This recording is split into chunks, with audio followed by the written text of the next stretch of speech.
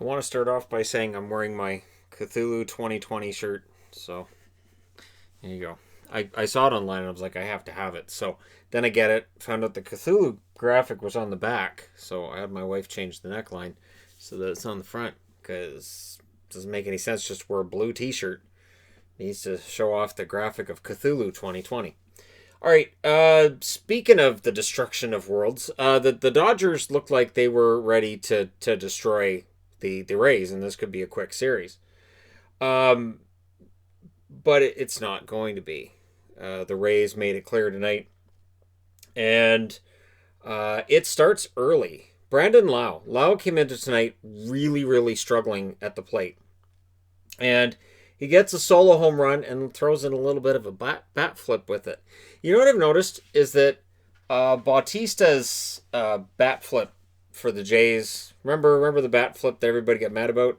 I've noticed that happens more in baseball now. You see guys showboating a little more after home runs than used to be the case. At least I think that's the case. And you'll also notice that the pitchers are on the board because, wow, were a lot of pitchers used in this game. So the Dodgers don't get anything in the bottom of the first. Top of the second, Margot was on third. It could have been 2-0, but he's gunned down at home, still 1-0. And then Adames is thrown out stealing second base. And I'll agree with Buck Martinez on this. The way they call that now on the replay is not the way it was intended. So Adames basically steals second, but then his hand comes off the plate, comes off the bag as the player is still tagging him, so he's out. I don't know. I mean, yeah, it's the rule. It feels like offside in hockey is what it feels like.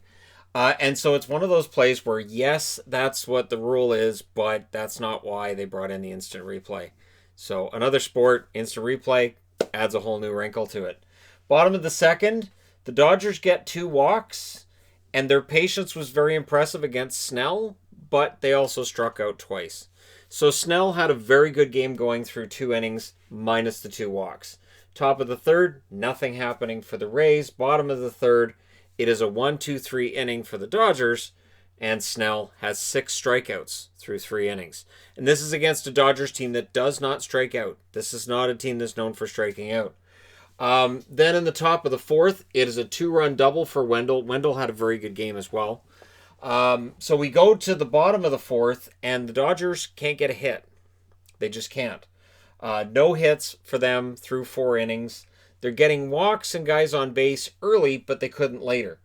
So 5th inning, it's a 2-run home run by Lau. And this is 2 home runs in 5 innings. So the Reggie Jackson question comes up of can he hit a 3rd home run in a single game? The answer was no. But the other interesting thing is that Lau's home run, that's 28 now for the Rays in the postseason. And more than 70% of their runs come from the home run. So Lau with 2 home runs in this game looks great, and the team has now set a brand new record in the postseason with 28 home runs. And of course, it's an expanded postseason. We can all have that discussion later. I'm getting tremendous deja vu to hockey and the way that the NHL playoffs went, but I digress. In the bottom of that inning, to their credit, the Dodgers get on the board. Snell ends up getting taken out after getting the first 2 outs. 9K for him overall in the game, so 9 strikeouts. But then in that first hit on Taylor, before we get him out of the game, it's actually a 2-run home run by Taylor off Snell. And that was after the walk was surrendered. So you've got to get him out of there. Anderson comes into the game. And so sadly, because he only threw 4 2/3 and not the full 5 innings, Snell not eligible for the win. So he goes from being compared to Sandy Koufax when he had 8 strikeouts and no hits allowed. He's the only pitcher other than Sandy Koufax to have that in the World Series. And that's gone by the end of the next inning. This is how quickly things can change. Top of the 6th, Wendell gets a sac fly. Choi scored on that play. Now the nice thing was that Choi ran from first to third on the hit prior to that. He really motored to get to third. If not for that, obviously the sac fly doesn't score him. So that's a good hit and a good run. And it's a good thing because in the bottom of that inning, it's a solo home run for Will Smith. Now, while we're talking about trivia, That home run by Will Smith, that's the 3,000th in Major League Baseball history. And every time I say the name Will Smith, I want to make a Will Smith joke. It is just, I'm not. I'm not doing that. So, hey, I'm wearing a Sasha Banks hat, so I'm sure there's going to be all kinds of comments about that, how that relates to baseball at all. But, I haven't been doing wrestling videos, so I got to throw in some wrestling stuff somewhere. So, yeah, the solo home run by Will Smith reminds you that they're never out of it. The Dodgers are never out of it. They threaten. It's what they do. No runs for the Rays in the seventh inning, so that breaks the 3 runs in a row, or 3 innings in a row with at least 1 run. Bottom of the seventh, no runs for the Dodgers. Top of the eighth, again, no runs for Tampa. In the bottom of the eighth, Seager gets a home run. That's a solo shot, though. Now, what's interesting is that was the 3rd home run for the Dodgers. Now, coming into tonight, whichever team had more home runs had won, I think it was 33 games, and they'd lost 4.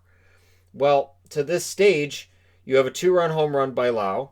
You have a 2-run home run by Lau. And that's it. So the home runs favored the Dodgers. So seeing that solo home run, I thought maybe the Dodgers are going to come back. And they threatened. But then they just couldn't get it. And once we get to that 9th inning, you get the feeling like things are going to potentially not go the way of the Dodgers. Now, the Rays don't get a run in that 9th inning. McGee had come in by then. McGee and Wood both pitched well. But there's 7 pitchers. And I have to agree with, I think it was Justin Morneau that said this, so this is from Sportsnet's perspective. If you're a casual fan, or if you don't really watch baseball and you want to see what all the hubbub's about, all these pitching changes, all of these long commercial breaks, this game went for a long time. Like, baseball games, there needs to be a way to make them shorter without interfering with the game's integrity and all that wonderful stuff. But with all the pitching changes, there were 12 pitchers in total tonight. Yeah, there were a lot of... There were times where there was one instance where there was a pitching change, and then I think it was 1 pitch and an out, and then they went right back to commercial. So it's new pitchers coming in, go to commercial, come back, 1 pitch, back to commercial. I mean, it's great for sponsors, and it's great for Major League Baseball, but it's tough to watch as a fan. It is really tough, and this is one of those things where, I mean, I love pitching matchups, but this is kind of ridiculous. So in the bottom of the inning, Loop pitched very well, and I remember him from Toronto. He didn't get any runs against him, but they bring in Castillo with 2 outs in the bottom of the 9th. He gets the out on 3 pitches, so that was 15 strikeouts for the Rays tonight, and the save goes to Castillo. 4 walks issued by the Rays, all of them by Blake Snell, who had a very good game, so don't hold those walks against him because he also had 9 of the 15 strikeouts. On the other side, it's only 7 strikeouts for the LA pitching staff, and what's interesting is, coming into tonight, if I had told you one team's going to get 15 strikeouts and the other team's going to get 7, you would have assumed that the Tampa Bay Rays were going to be the team that was striking out. And in tonight's game, it was the Dodgers who struck out. Of their 27 outs, 15 of them came via the strikeout. It was 4 walks issued by the pitching staff for the Dodgers. And what's weird, and I know this is part of the game, but boy, it sure is different than it used to be. The switching pitchers constantly. You go Gonsolin, Floro, Gonzalez, May, Kelly, Wood, McGee. It's 7 pitchers, and it's just that there's no flow to it. And it's like, I agree with Buck Martinez. If you're going to have 7 pitchers, you know not all of them are going to have their best stuff. So you're going to give up runs, and it's going to be hard to get a flow in the game. The good news is, if you're a fan of pitching, as I am, Buehler versus Morton is going to be Game 3 on Friday. That should be fantastic. So it's an extra day off for all these relievers to get their energy back up. And tonight, the Rays kept up a streak. Coming into tonight, they had 70 consecutive wins when they were leading after 8 innings. The last loss they had was to the Blue Jays in 2019. I think they said it was July of 2019. Against the Jays, they'd been leading 6-3 in the 8th, and they lost it in 12 innings. So it's one of those interesting curiosities. And I thought the frequent pitching changes weren't helping the Dodgers. But again, I know that was the plan coming into tonight. I know. But I remember I remember the good old days where you had your starters, and the opener thing, I don't think it helped the Dodgers. And it's weird, right? Because you're going to get Bueller in game three, but to me, anyways, you pitch your best pitchers for games one and two rather than pitching by committee in game two.